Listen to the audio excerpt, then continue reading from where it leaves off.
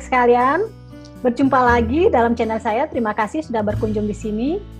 Kali ini kita akan membahas tentang terkait dengan masih dalam topik manajemen sumber daya manusia atau Human Resources Management. Baiklah, kali ini kita akan membahas tentang perencanaan sebuah HR program. Bagaimana sih kita akan merencanakan membuat perencanaan dalam bidang Human Resources atau sumber daya manusia. Topik ini merupakan bahasan daripada mata kuliah manajemen sumber daya manusia. Baiklah, adik-adik mahasiswa, kita akan mulai bahasan kita kali ini, yaitu terkait dengan definisi daripada HR planning tersebut. Apa sih HR planning?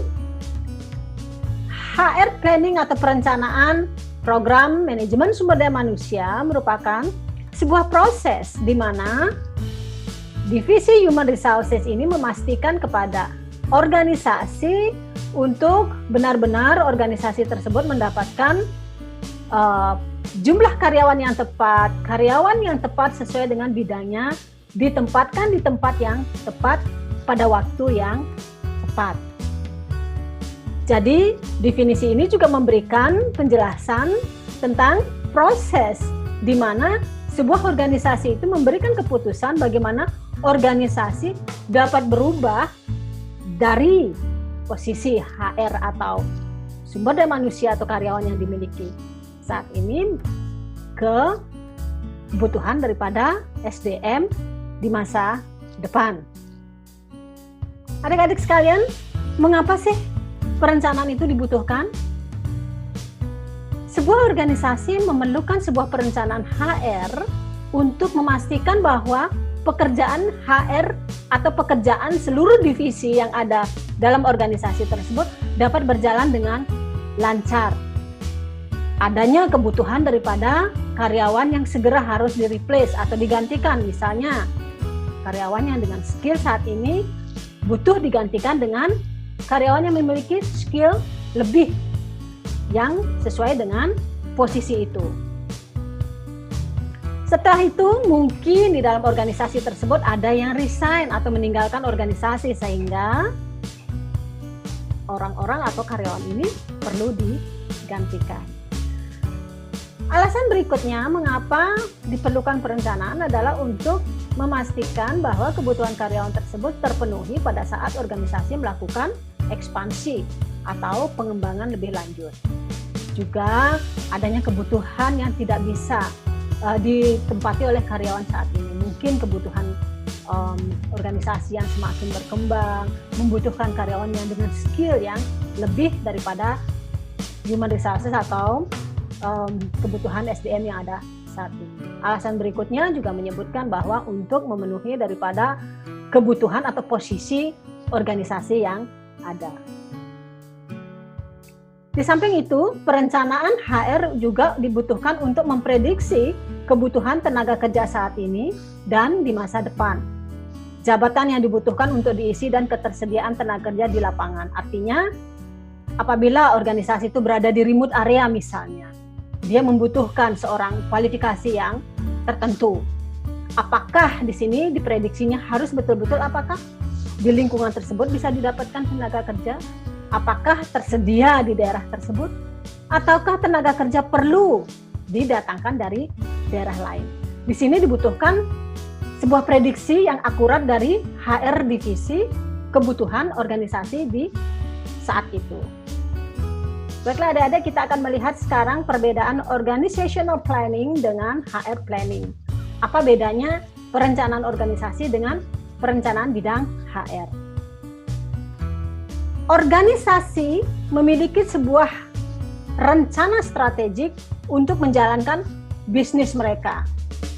Jadi di dalam organisasional strategi itu sudah terlihat jelas statement organisasi tentang visi, misi, tujuan ataupun rencana serta action di lapangan terhadap kebutuhan daripada sumber daya manusia. Di sini HR planning harus betul-betul menyesuaikan daripada rencana organisasi tersebut dan harus berkontribusi terhadap rencana organisasi yang telah dibuat. Nah, di sini ditanyakan, nah sekarang apakah yang menjadi penyebab daripada mengapa HR tersebut perlu direncanakan? Penyebabnya adalah karena visi dan misinya mungkin ada perubahan, sehingga perlu perubahan daripada perencanaan bidang HR. Jadi strategic goal-nya mungkin berubah, sehingga perencanaan HR harus segera dirubah juga.